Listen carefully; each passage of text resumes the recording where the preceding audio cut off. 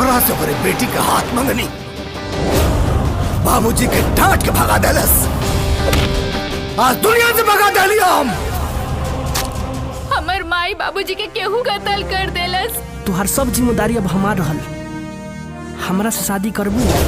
जवाने बानी तू जवाने बोला ऐसे कहिया ले हटबू। कितना लेबू तो पटबू, कितना लेबू तो पटबू।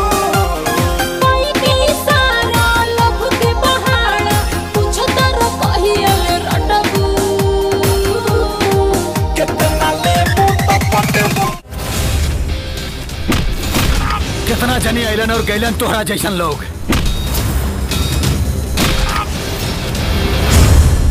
हमके तरह से प्यार हो गया था। प्यार?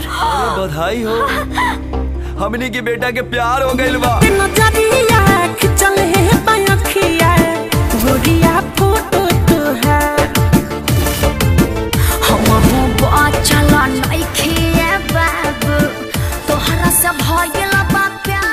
अरे काहू पुजारी के पीछे पड़ल बड़? मिलते नजरिया खिंचल है पयखिया गोरिया फोटो तो है। सही में मिलते नजरिया। देसी घी कुकुर के हजम ना होला।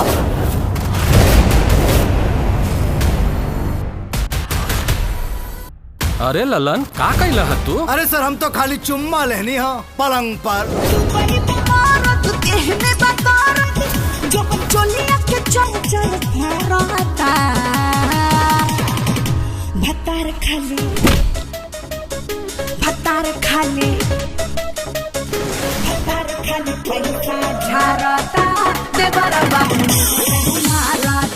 ललन नाम है हमार, एक नंबर का कमीना है।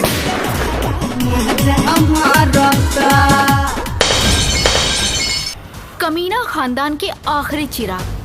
जितना भकभकाए के बा भकभकाला। एक दिन ऐसन जगह फूकब ना कि फुका जाइबा।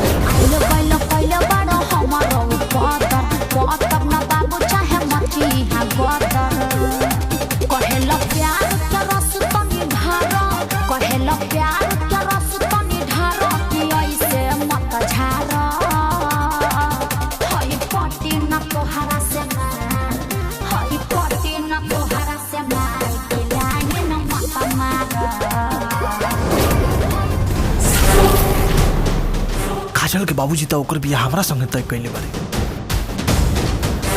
लेकिन ये कैसे हो सकता? काजल के बाबूजी तो हमरा संगे बियाह तय कइले बड़े।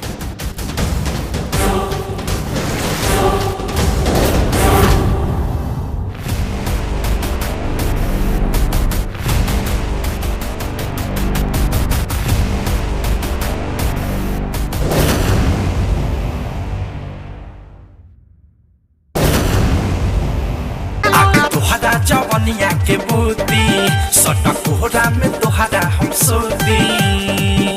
गरमी बा बेसी देहिया हम खो जाता।